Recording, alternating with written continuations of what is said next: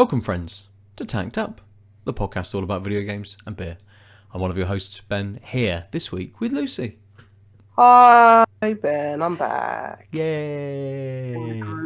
Hello. And we, even though he told me last week after we'd recorded, Adel is on holiday. He's not here, and we only just realised about 3 minutes ago when he popped up in the chat and said, "Yeah, I'm not in the country." Sorry, it's like, oh yes. It's alright for some in sunny Spain. Yeah. When it's Gran been thrashing down here all day. It's miserable.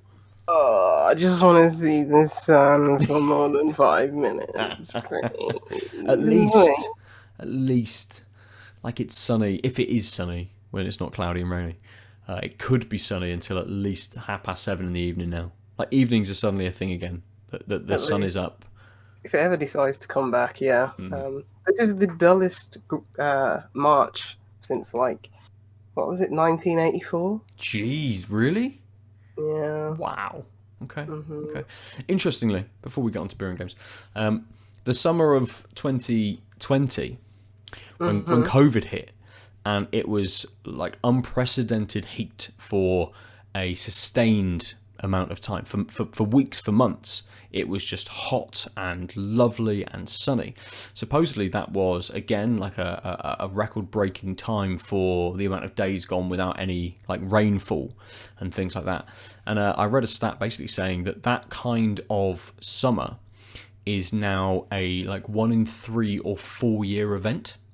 Oh, so there's a potential. That this summer will be similar, or if it's not summer, then maybe next summer. That it will be every summer. Yeah, you're there.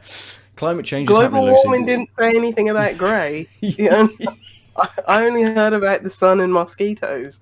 That's what I want, not grey. Absolutely. But this weather spoke to me in a way that it's influenced my beer choice. So I have gone for a stout this evening. As we come out of the darker, wintry sort of season, and we just go into the grey, rainy season now for a little bit. I am going to drink this evening a beer with Michael B. Jordan on the front, Killmonger. It's not actually him; it's just a guy in the fashion of with some swords. A big buff bloke at. Looks like it's like Blades of Chaos that he's got. Almost. Is that Tartarus? It is Tartarus. Yes, it's called Ogun, and it is 9.5%. Okay. We do have a little bit of flavour text. In the Yoruba region, Ogun is the primordial Orisha. It is said that he cleared the path for other Orisha to enter Earth. He cleared the path with a metal axe and the help of a dog. He is seen as a god of war and metal, but also a patron of rum. In his earthly life, he was said to be the first king of If. When his subjects refused to show him respect, he killed them, and then himself. Jesus. Disappearing into the earth, he promised to help anyone that called his name. In honour of Ogun, we have brewed a straight-up strong stout loaded with dark malts, giving this stout rich, dark chocolate and coffee notes. Show and government respect by raising this beer. I'm going to do that. It's a vegan beer. Very nice. Give me anything else in terms of the ingredients apart from sort of the allergens. So, yeah. Ogun. Lucy, what are you drinking? Yeah, I am drinking beer that I saw do the rounds maybe a few weeks ago. It is the DIPA Free from Glasshouse. This one. It's a double IPA. 8%. Got Nelson Sauvin, Nectaron. That sounds like a new Transformer. And Citra. I am Nectaron. It doesn't have any flavor text. So yeah, free. Oh, maybe it's called DIPA Free because they're using free hops, or maybe it's one of their. I've never. It was quite a. You see a lot of people posting about this, and it was like, I didn't know there was a DIPA 1 and 2. I mean, Glasshouse are, I'd say, fairly new on the scene. Ish. They're probably less than 5 years old at this point. So, but yeah, I just saw it doing the rounds. It was like, Okay, just saw it on a shelf. It was like, I like a dipper. Nice. Barely see them anymore, so yeah, I'll try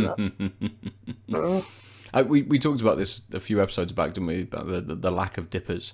Uh, I don't think I drank it on air, but I had that North dipper I had in my fridge, and was just like, "Yep, yeah. just straight up Oh yes, good yes. dipper." Orange one. Yeah. Absolutely. Yeah. Need I had the need more. Eternal one, because it's their first dipper they've done. It's done like 5 years or something like that. It was okay. Like it was just kernel quality, which is always good. Yeah. But it's just like, okay, all right, Yeah. yeah. It's a dipper. Yeah. It's nice. It's kernel. Who'd have thunk? You know what I mean? It's just like, yeah. Nice. Yeah.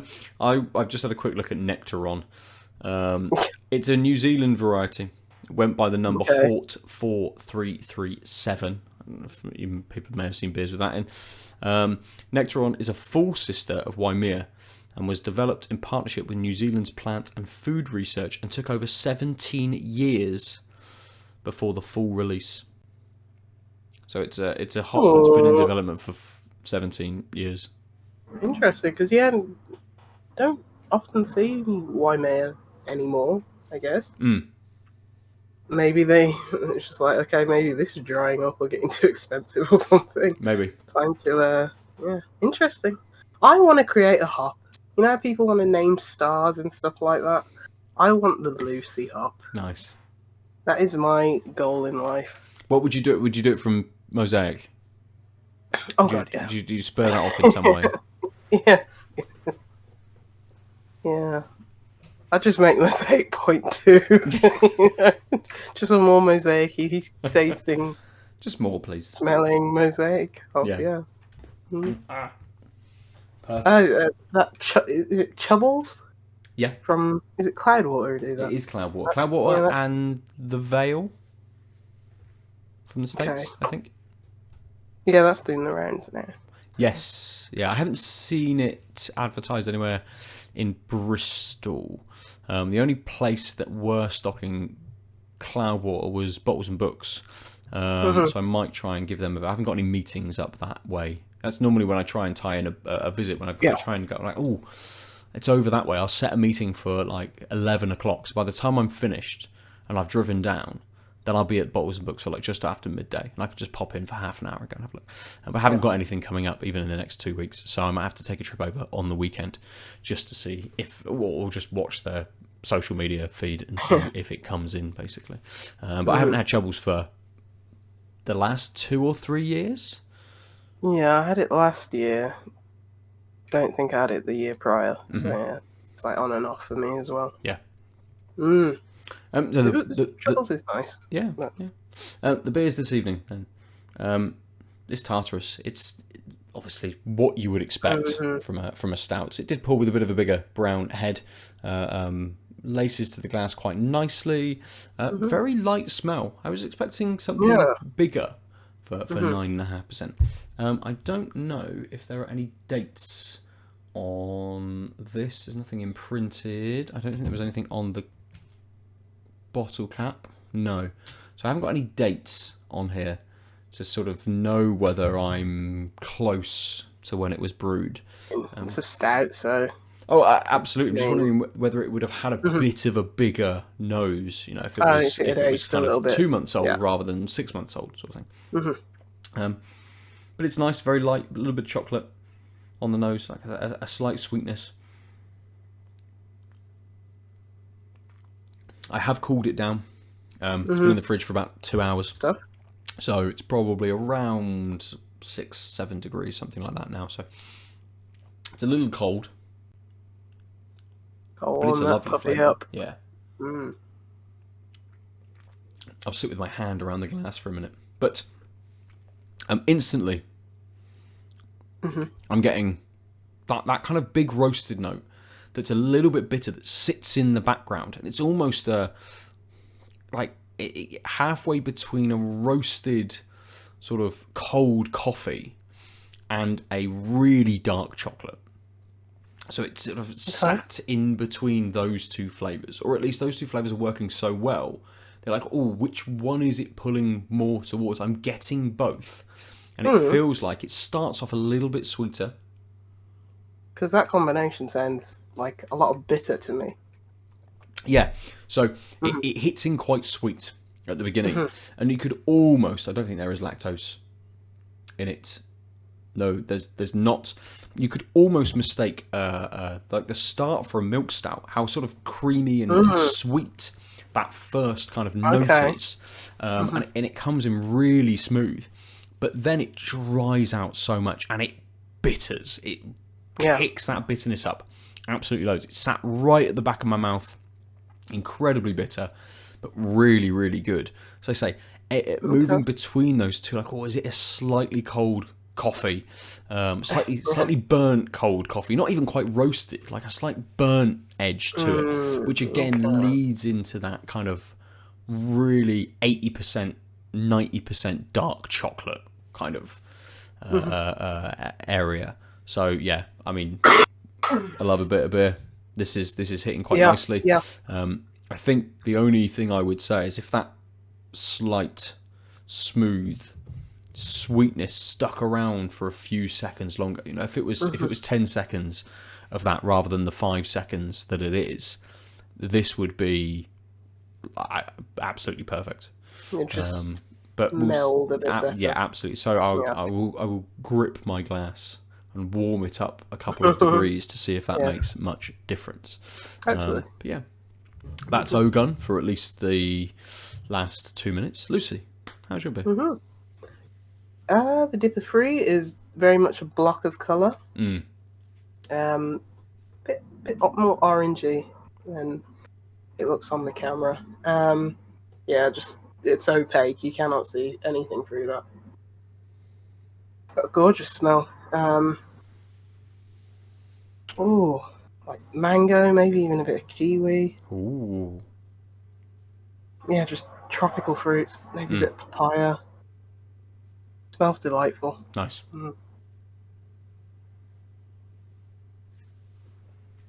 Ooh, yeah. That's nice. That is very nice. I mean, it's like... maybe you could call it like one of the juice bombs of old. It's like... Ooh. It's not apologetic about just how much fruit there is on the flavour. I'm trying to think if there's anything after that, like, you know, maybe expect a bit of like pininess, a bit of bitterness. It feels like this is just this is fruit, but it doesn't taste like a smoothie or something like that. It still tastes like a beer. Good. For another sip. Yeah, it's not edging in that kind of what I call a milkshake IPA kind of area. It's just straight up kind of juice. Yeah, it is, and it's really smooth, but good. It's still got a bit of. You can still have a bit of hoppiness on the tongue. So I think that's where it's clawed back to being a beer. But yeah, it's just fruit, and it's like every fruit that I had on like the aroma, I'm getting in the taste. Nice. Like nothing is lost. That is a seriously nice beer. Nectaron, my new favourite. Again, having a read just now, I just double checked. A couple of different sources give a couple of different notes, but they're essentially saying tropical fruits and stone fruits, ranging from pineapple, passion fruit to mango to peach. So yeah, I think, you know, whether the Nectaron is doing a bit of heavy lifting in that beer, it's probably delivering a lot of those flavors. What were the other two hops in it? Was it Citra? Citra. But Nelson Sauvin, I'd expect more of a, you know, vinous like quality to it, but I'm not getting that. Maybe a tiny bit, but not a lot of it. And does it I'm trying creep in towards the finish? I always find Nelson Sauvin creeps in towards the finish with a little bit of a nutty note if it's paired with sort of bigger hops. If it's paired with something a little more lightweight, you can get those vinous qualities sort of straight off. I usually get like something that like grapes, like just that slight, just grapes just picked off the vine kind of taste to it. Like, still juicy, still fruity, but yeah, just a little edge to it. So maybe I'm picking up on that a bit, but yeah, like in terms of like pininess, or there's not a lot of bitterness, not a lot of maltiness. It's just fruit. You know what I mean? It is just fruit, but it's not because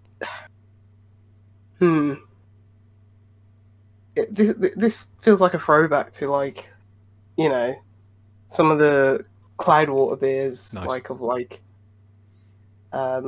Juice bombed them a few years ago, where it was just full on fruit. But I guess those also felt a bit heavier. Like, this feels surprisingly light for an 8% beer, and a DIPA.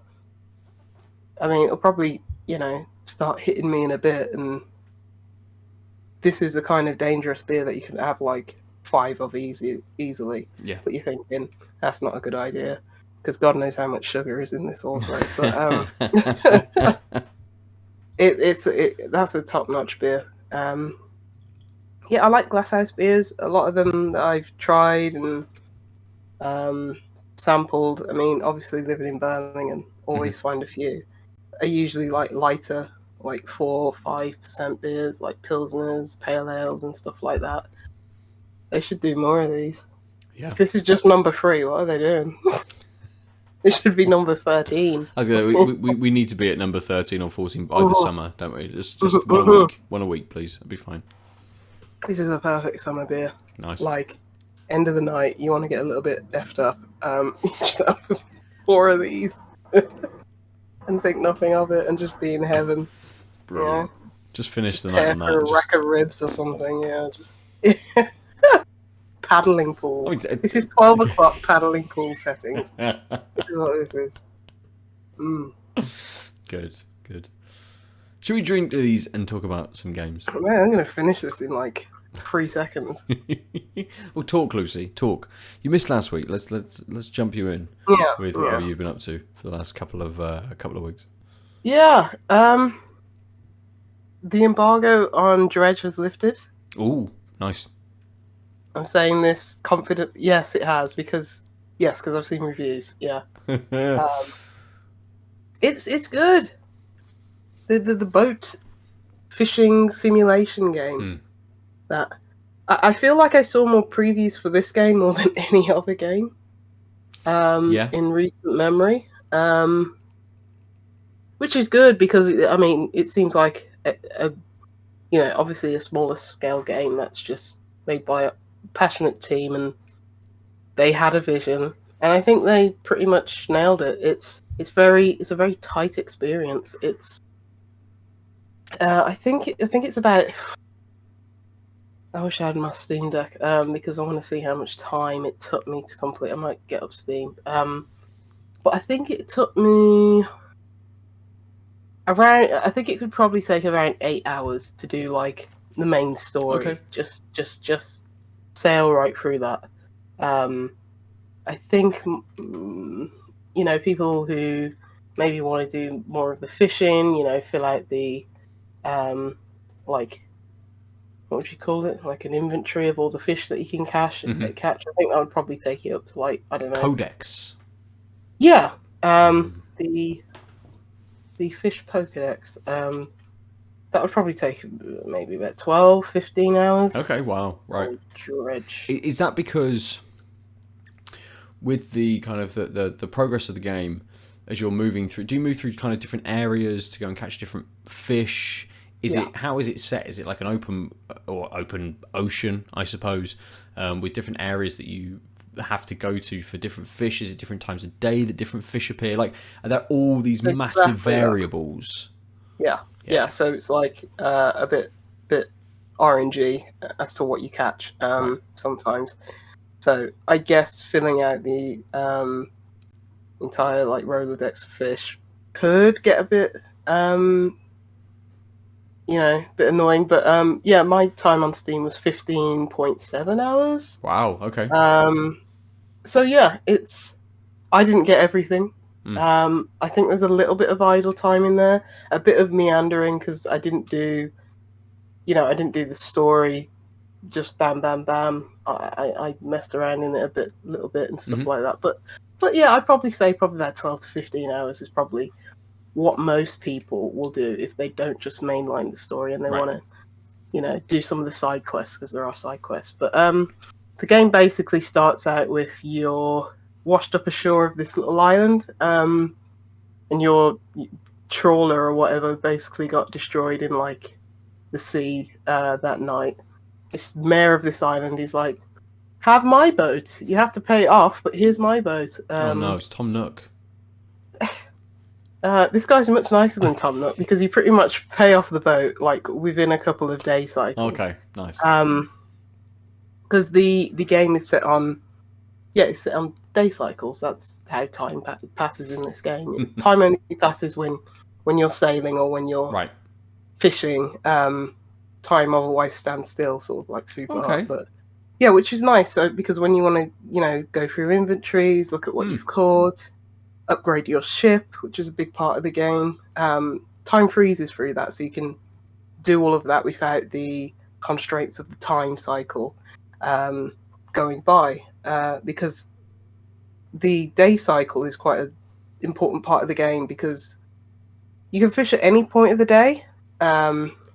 But during the day, everything's, calming, soothing. The music's all nice and lovely vistas. I mean, it's got a great art style, just out there sailing and doing fishing. But then at night, it's basically, okay, I need to get back to shore because you have this fear meter, which there's something strange going on in these seas.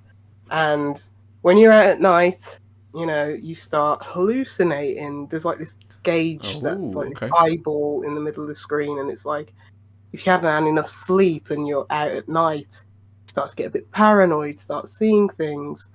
Like when you're sailing the ship, like suddenly a rock will just come up right out of the blue if you don't have your fog lamps on, and you don't have that, It's really clever how it does it, like with the draw distance. It's like, okay, or the fog, like sort of like Silent Hill or something, where it's like, okay, something just pops out of the ocean. It's just like, okay, I just rammed my boat into a rock, and we're dead now. Which is the worst thing that can happen. It's like the game resets at the last checkpoint. Usually, if you haven't destroyed your boat up to that point, which hopefully you won't have, you'll either lose some fish overboard, or a part of the ship will be damaged. So it's like, oh, I can't use my net anymore, or I can't use my fog lights anymore, which is going to cause even more of a problem trying to, moor onto the dock to get all my fish back. But yeah, so it's basically this really good, what's it called? Like the cycle of the game, like what you do in the game. My mind, it's getting worse. My memory. Gameplay loop. Yeah. See, this is why you're here, Ben. Yep. The gameplay loop. That thing. Yes, the gameplay loop is like really tight and really, really engaging. It's like, okay, go out to fish, get back to shore, sell my stuff. If I've got enough money, upgrade my ship or fix the parts of the ship that I've damaged. Rinse and repeat. There are side quests where it's like, okay, I want these freaky fish that only come out at night. So it's like a balancing act of how long do I stay out at night trying to catch these fish, and what's going to happen if I can't see my way back, or I start hallucinating, or these apparitions start, appearing in the night and all this and that. So it's like this, it's just enough tension, but a really satisfying, engaging game loop at the same time. Nice. So, nice. Is there any additional element to it, like a shop or I know like something like what was it that Adol played, Moonglow Bay, which was like a fishing sim, but you came back and you cooked the fish where No. you prepared it and you chucked it in a vending machine for people to buy, and there was like town upgrade systems and all of that sort of stuff. Is there anything extra kind of attached to it? No, and I think that's where some people may be disappointed at the end, because the first, like, 30 minutes of the game is basically like, you know, just no cruff, just get in, here's the gameplay loop. Mm-hmm. This is how you sail, this is how you fish, which is just basically a different mini game for each fish, like pressing the button at different times or whatever. Go sell the fish to the fishmonger, and when you got money, upgrade your ship at the Right. at the dock, and that's it. Like, it doesn't evolve beyond that. It basically explains all the systems within like the first half an hour. There's nothing really beyond that, and I think that's why some people might be disappointed. As you say, there's no more simmy elements in terms of upgrading the town, you know, doing this and doing that. There are some side quests, but those are just typically doing the same thing, like, you know, dredging for materials from other ships that have been shipwrecked, or catching fish. Yeah, there's nothing really beyond that. And for me, that was fine, you know, because it's like the systems that are there, and even though they're, you know, don't expand beyond the first half an hour, they're fun. The gameplay loop is fun, and it keeps you engaged for that, you know, the 15 hours that I played. There's the main storyline, which is basically, you know, there's something weird going on, like with the fear meter, and, you know, there's some eldritch horrors, you know, in the ocean. You might see them from time to time, and there's this creepy guy on this other island. You basically have to get 5 relics for him.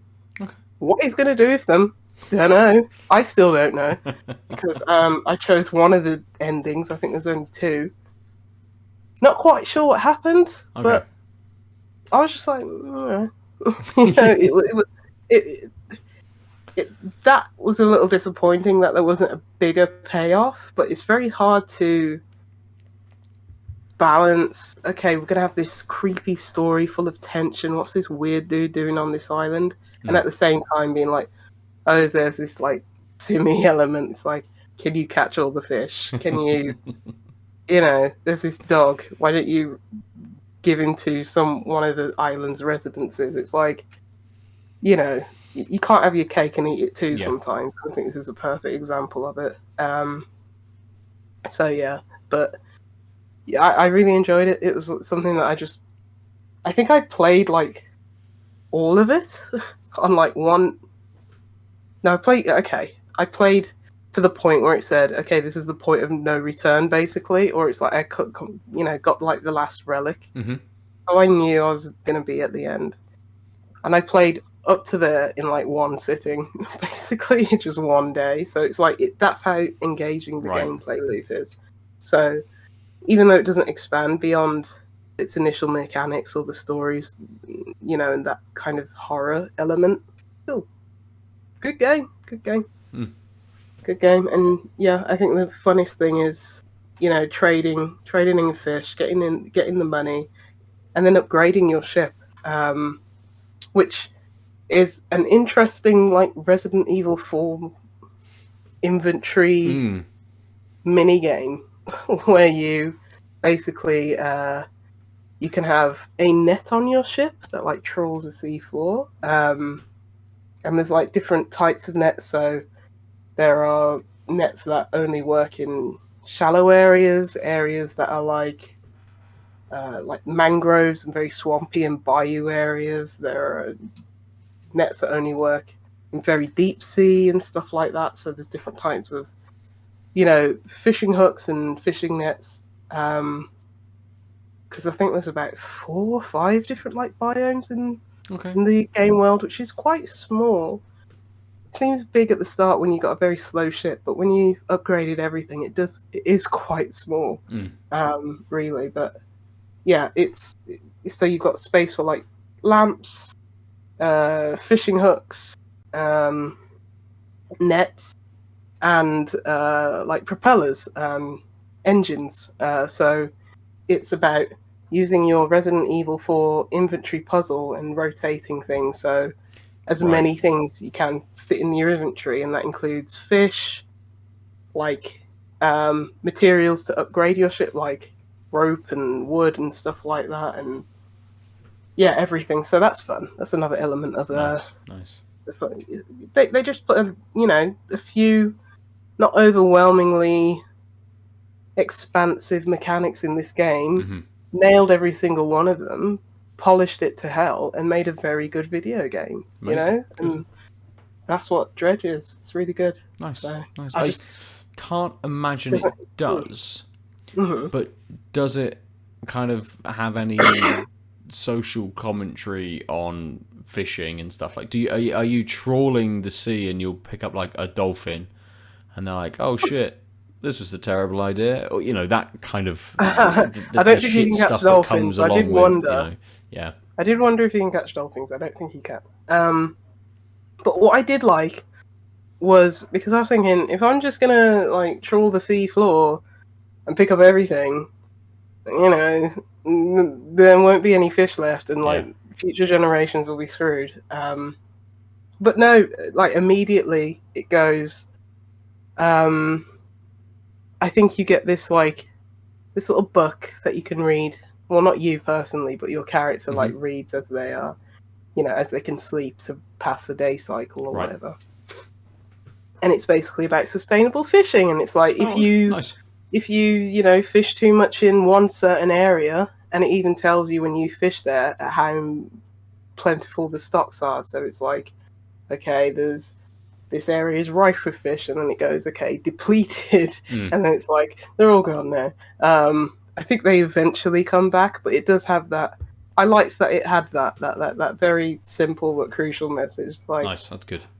If you fish too much in the same place, there ain't going to be anything left. Does it back it up? Like, is it like, you've destroyed all life, now the eldritch horror is coming from this emanating from this area? Like, that would be fun. Maybe you should have been a writer on the game. But no, it just states it very matter of fact, sure. And it's just like yeah, rightly so. So yeah, and it also added something else to the gameplay loop. It's like just fishing in the same area all the time would be boring and no challenge to it. So yeah, yes, I like Dredge. Good. Dredge is good. Nice. Mm-hmm. Perfect. Yeah, it's one of those games that I really want to play. Yeah. But thank you for the code. No worries. Knowing that it's only about 15 or could be less than 15 hours is quite nice. Yeah. I mean, even for me at the moment, that's like a month of game time. So yeah. No, but that's the thing. Like, from the previews and stuff, I didn't see much of it because I was like, when I first saw it, it was like, okay, this is a game that I probably want to play. I won't pay attention to it. But I've liked the small previews that I did read and watch it, or even just my own. I don't know, my own bias, and I thought it would be something that had a much longer tail. I didn't know there was like a story and stuff like that, and I'm glad it doesn't. I'm glad it's not a massive sim and something that actually has an ending. Those are the kinds of sims that I want to play, So yeah, nice, nice. Mm-hmm. I suppose I'll jump in and very, very briefly mention. I have I've started a game, and I have another game which I'm very much ready to start when I find some time to do so. I found that Terra Nil, which is the free, what are they called? Free hands. Developed, Devolver Digital published, kind of environmental sim, is part of Netflix games. So I've downloaded it onto my mobile. It's about 20 quid on Steam. So if you've got Netflix and you fancy a game like that, that's an absolute steal. The only difference will be touch controls versus mouse. This looks like a very mouse and keyboardy game. So it does. Through kind of playing the first level, there's a little bit of error when you're trying to place some items, but there is a big tick box and a big cross box. So if you're not happy with the position, you can keep moving it, you can change where it is, you can move, swipe to move the map view around and then place the item that you want. It isn't too difficult. If you're like, cool, I want this item, which might be, a wind turbine. So I get some energy, and following that, it's then, I can't remember what they call it, but basically something that cultivates the soil. So then the soil can then be turned into grass. Placing those kinds of items isn't too bad. You click on the one that you want to place, you tap on the screen where you want it. Okay, cool, fat end of my finger, I've hit the one next to the box. Easy enough to just move it on to the one that I want it to. But that's not really a problem.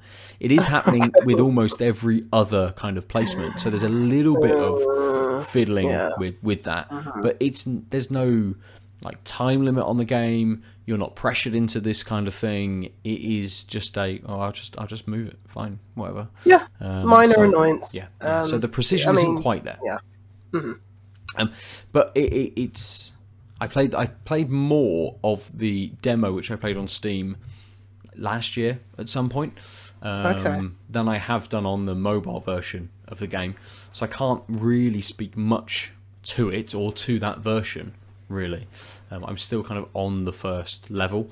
I fucked up. I had to retry. It's a game in which you can very easily spend all of the, I don't even know what they call them, credits, I suppose, leaves. I think they're designated as. But you can spend all of those placing these items, and you need to get a cultivation level. You need to grass the whole map, essentially, or you get to 90% of grass or whatever. And there's lots of different buildings that allow you to do that. So some which will go, put this in the river and it will calcify the earth and create rocks. Cool. I can only put wind turbines on rocks. So now I can put a wind turbine there, which gives me power in this area, which means I can then enrich the soil. It means I can then grow grass and progress through from there. So it's a very light strategy game with that kind of environmental message, I suppose. And very much the world's doomed kind of thing. You've arrived at this kind of desolate landscape, and it's sort of saying, you need to re-wild this place. And as I know from the demo, there's different, again, like Dredge, there's different biomes, or different at least things that will allow you to go, this is now a forest, or this is meadows, or this is something else. Speaking of nature, I just need to run to the loo. It's Like, alright. You may continue talking. Dance or play an for ad. 2 minutes. I'll play an ad. Okay. And then I'll edit around it in some way. I don't even know where the ads are. There's the old ads. lady bladder. Apologies. Getting older. Run. Just the march of time. Yes, absolutely.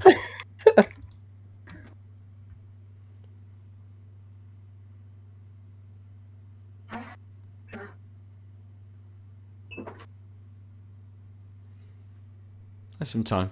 We got no subs in. It's fine. No tear. One viewer. Who's that? Who knows? I don't. Is it you? Are you with us still? Are you watching the ad? Will you disappear? Who knows? I don't. But we'll find out momentarily. She's only got 35 seconds as well. And she'll be back.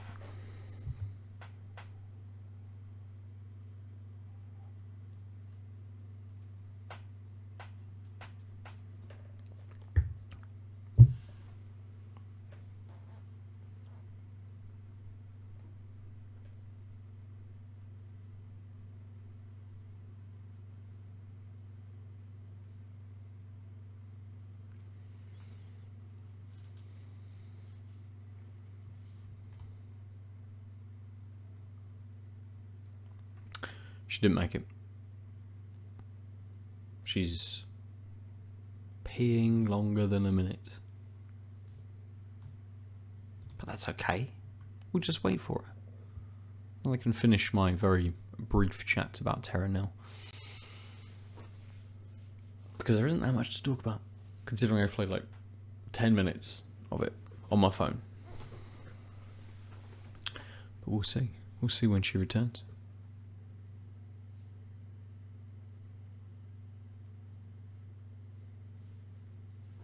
It's a shame I couldn't play like 5 minutes of ads, isn't it? It's not. No one wants that. I've got to wait to run another ad. That's fine. Oh, here she is. She's returned. And I'm back. Hooray! Hooray. Did you figure out how to play the ad? I did, yeah. Oh, well done. Well done. There's a big button that says run 1 minute ad. I'm like, cool, I'll do that one. Okay. I won't fuck around with any of these different kind of That's time useful. frames or shit. Like, Yeah. yeah, just do that. I shall make a brief note. Cool. Thank you. That's all right.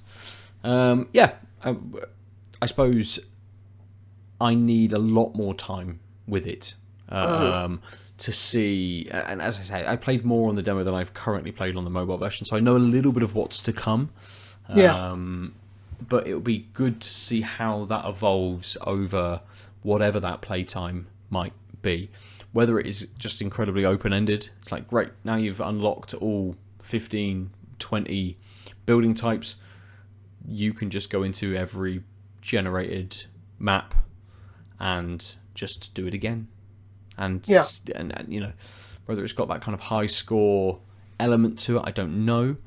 But yeah, I'll report back in the coming weeks, I suppose, when I've been able to put a little bit more time into it.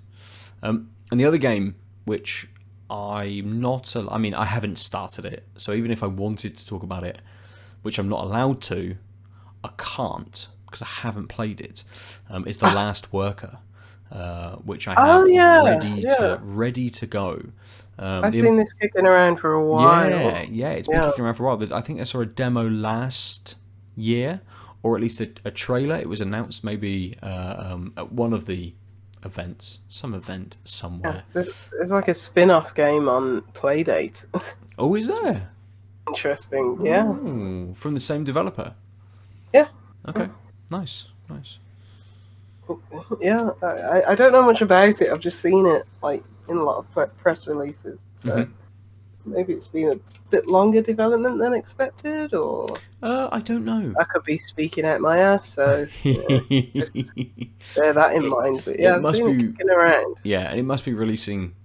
I mean, it might be this week. The embargo's tomorrow on the 30th to give reviews. So I can say that I'm going to play it. I say that I have a code for it. But yeah, it looks, at least from the trailers, and it's very good. It's definitely a kind of narrative with a very political kind of edge that I'm very up for at the moment. Very anti-capitalist. Yes, absolutely. As we were talking before we started recording, it may be of the moment as well for several communities and people. So it'd be interesting to see how all of that is handled.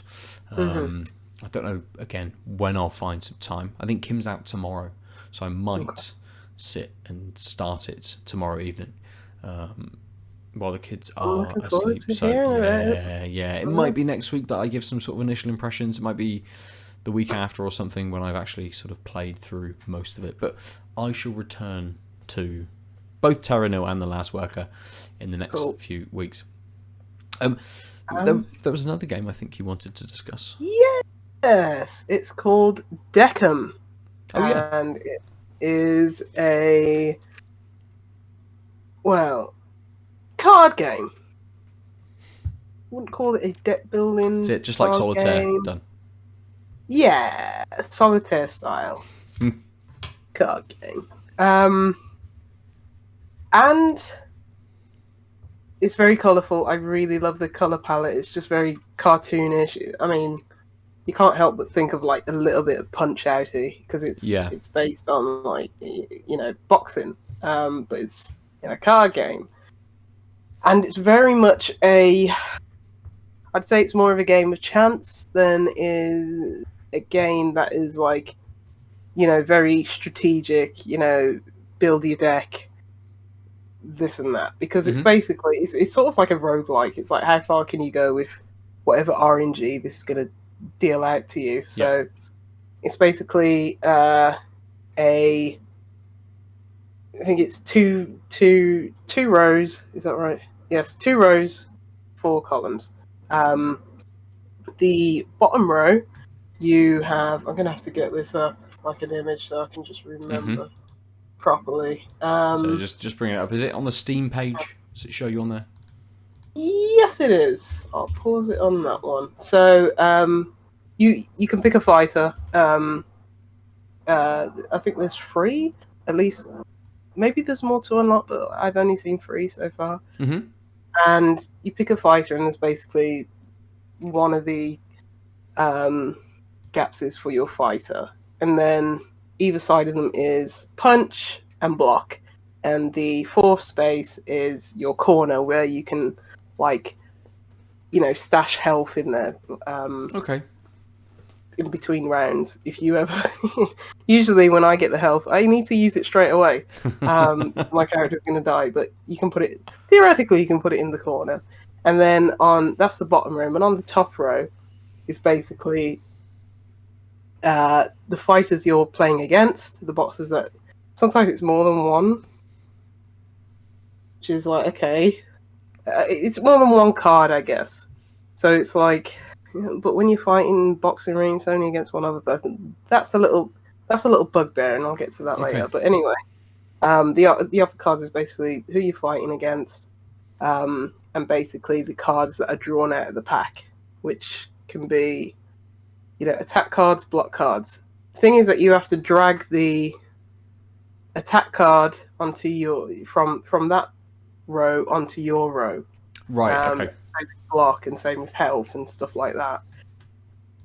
And then basically your fighter has, certain number which represents their health. The opponent, whatever number is on their card is how much damage they'll deal. And to soak up that damage, you obviously now this is my bugbear. When you're attacking, basically you have to, it's not automatic, it's not like it's done by rounds. Okay, you assemble your cards and then you press play, and basically your round is finished, and then the opponent like automatically attacks. It's like you have to basically drag the attacker onto your cards. It's not automated in that sense, and that's kind of like, I don't know, that just takes out like some of the thrill I get from like playing strategic card games. It's like I've got all my ducks in a row, everything in order. I've done the mathematics, it's in my head, and then I'm like, okay, end turn, and then the enemy does what they need to do. It's like, no, you have to drag their attacks onto your cards, and there's something a bit there's something of it. I just don't like it. It's like I feel like I'm playing like a competitive card game rather than a solitaire like. Yeah. But it is more of a solitaire like than like a deck building, competitive card game, and that kind of like that annoys me a bit. But anyway, it's just about basically look at the draw. If you draw, like, you can do I think 1 redraw per match, but if you draw like, okay, you only have so much to block, you only have so much health, your attack is only going to knock out one of the cards up there. Sometimes it's just like, okay, you're pot out of luck, nothing you can do, and you get knocked out in the 4th round or something like that, and it's like, okay, alright. It's not a game with a lot of depth, a lot of strategic depth. It's very much a more simplified card game that has more elements of like solitaire, doing what you can with, the cards that you've drawn and the odds that you were given. Then actually, well, I guess even solitaire is a bit more. Because every game of solitaire can technically be won, so it's just like,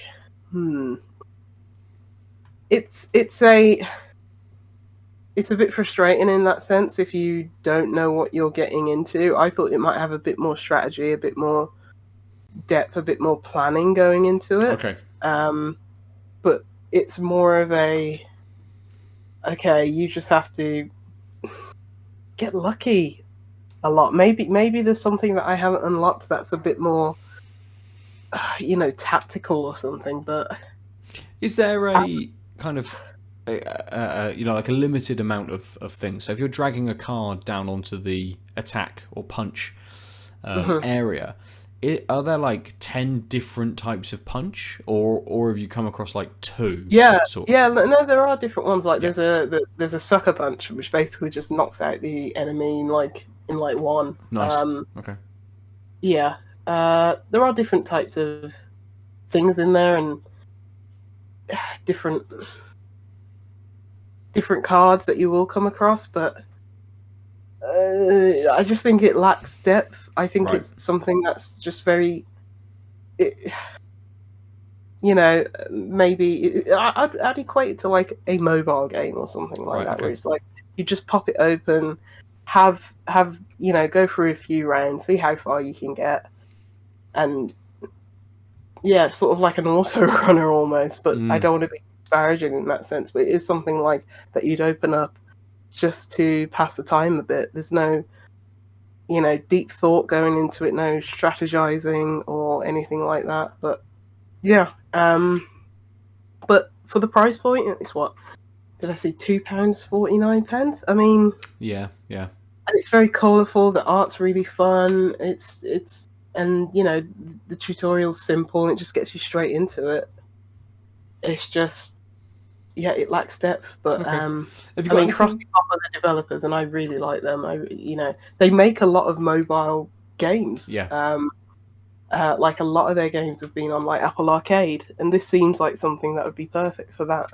Where there's no microtransactions, there's nothing where you're going to need like mouse and keyboard controls to do, intense Magic the Gathering strategizing or something like that. And yeah, it'd just be good with a, touchpad, just swiping around and just kill time for 10 minutes. But don't go into it thinking it's like a in-depth deck building card strategy game at all. Yeah. Is there any kind of overworld or anything outside of the kind of battles, or is it just I finished this battle now, I will go into another one?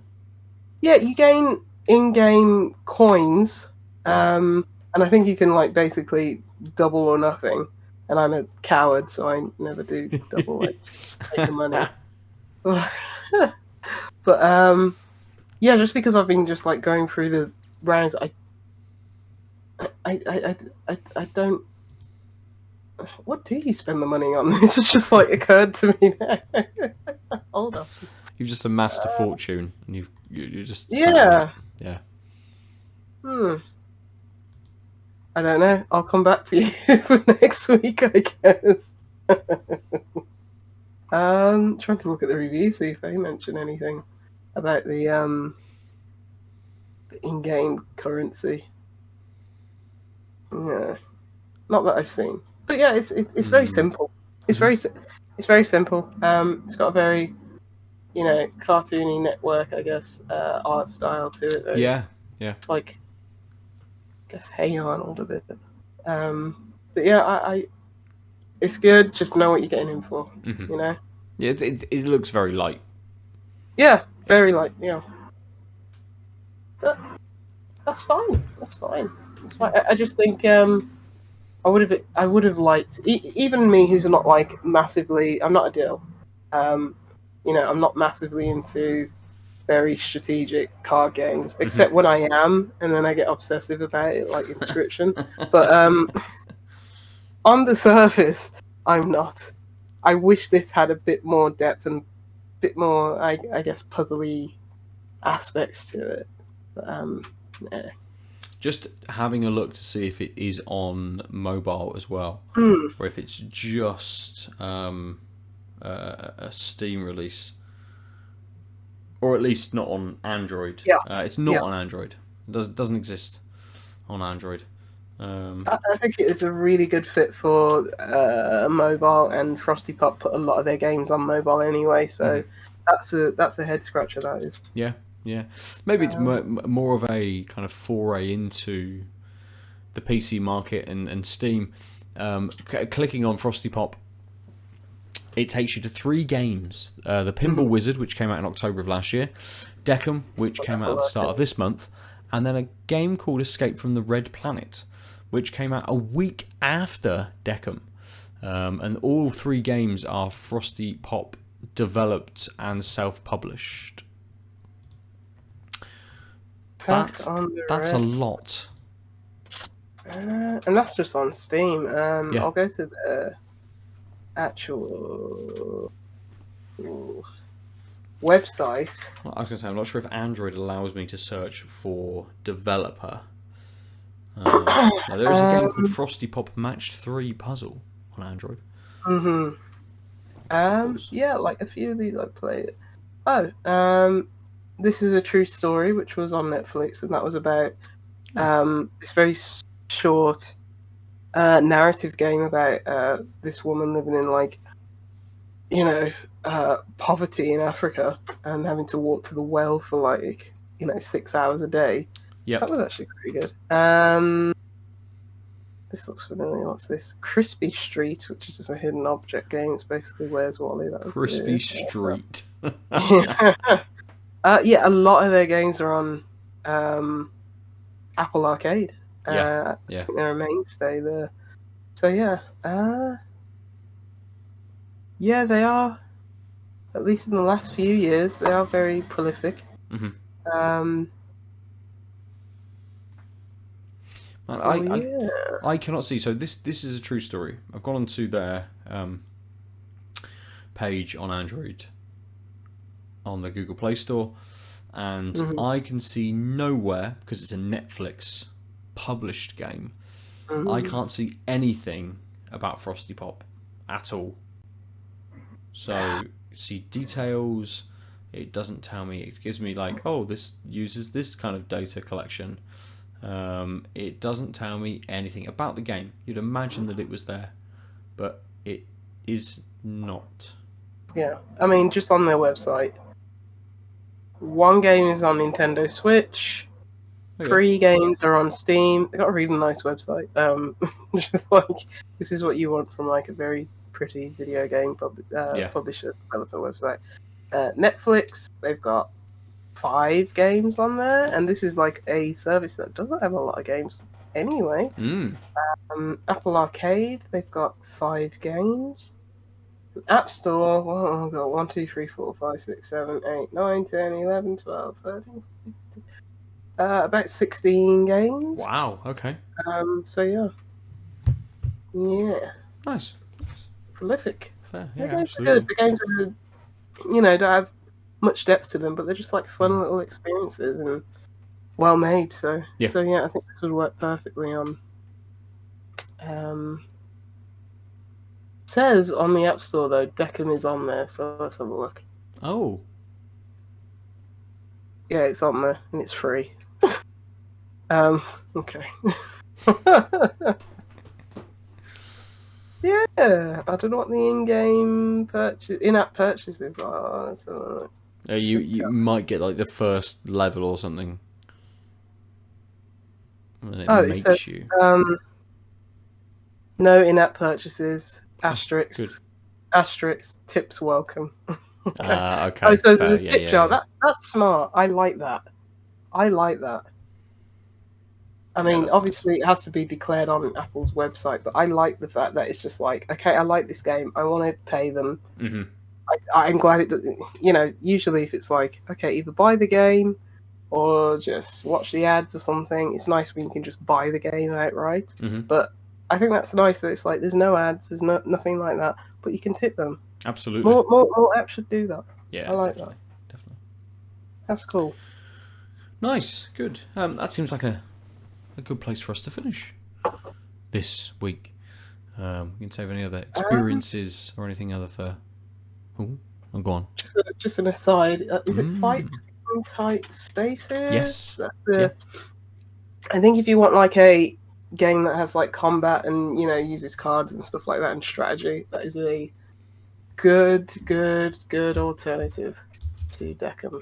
Yeah, we Adel reviewed the game, I think. So there is some tanked up episode I need with to get us back to talking that. about that. Yeah. There's also, I think, if people want to see it a little bit more in depth than just the Steam sort of trailers and things we'll give. Adel did do a first looks for it as well. So we do have something on our YouTube page which people can go and have a look at for Tights in Fight Spaces. Good call. Yeah. I'm going to download that to my Steam Deck because that should work very kindly. Yeah.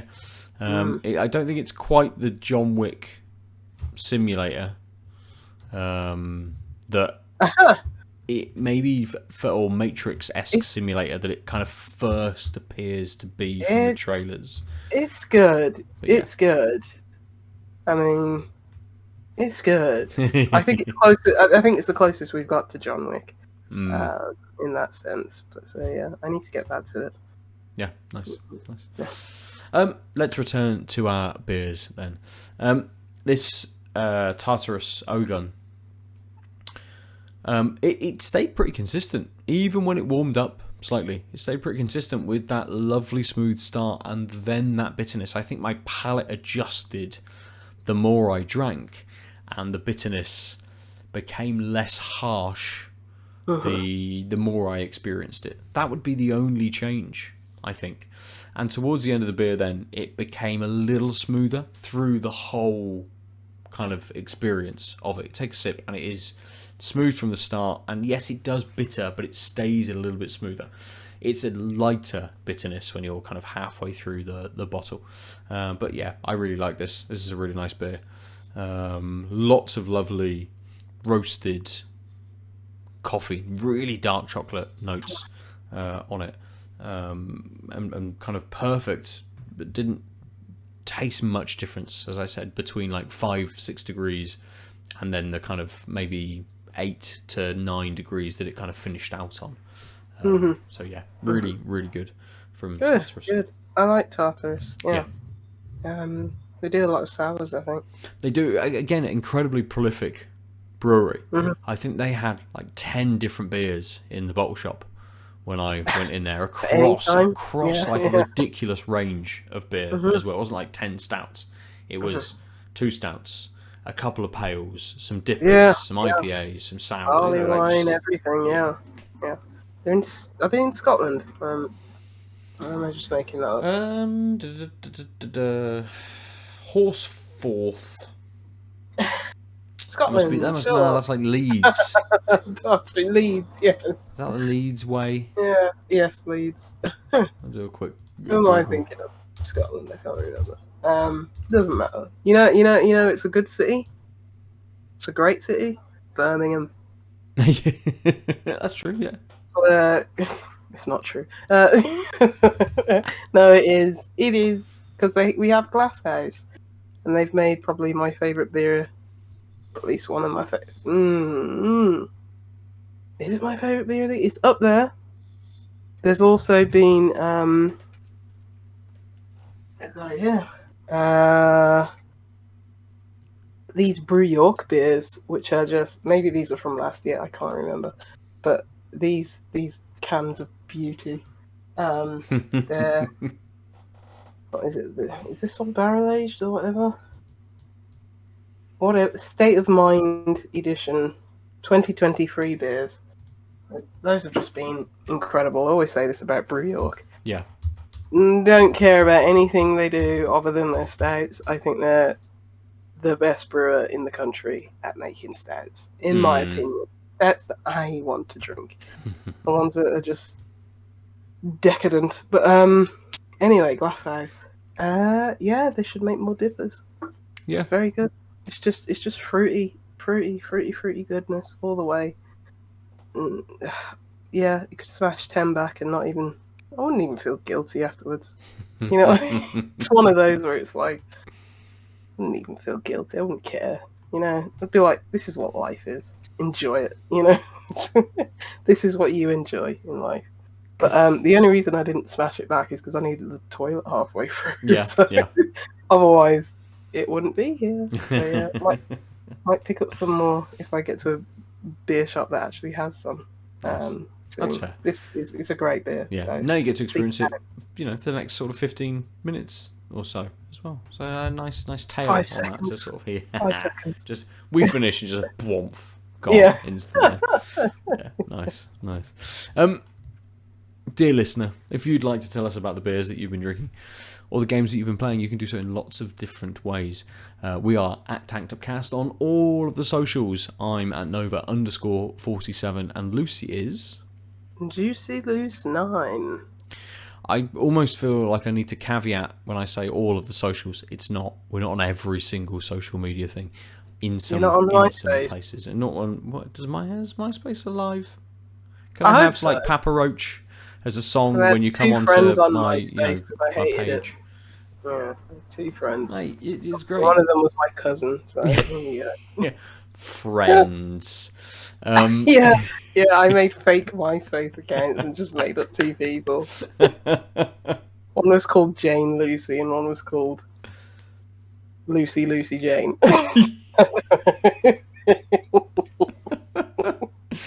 Like, just totally, so you can absolutely see that you've made these people up as well. It's just a picture of you from a slightly different angle, just looking down a little bit. Nice. Yeah. Where was I? Yes. Join us on Discord where you can come and chat about beers and games as well. That's where we mostly live on the internet these days, as Tanked Up and as Out of Lives. You can also go to outoflives.net and look at the various articles, reviews, and see our beautiful faces on the video version of the podcast, or go to YouTube if you don't fancy going to the website for some reason, and find us there. Rate and review us in your podcast service of choice, because that is always helpful and very much appreciated. Lucy, would you like to finish out on anything for the episode?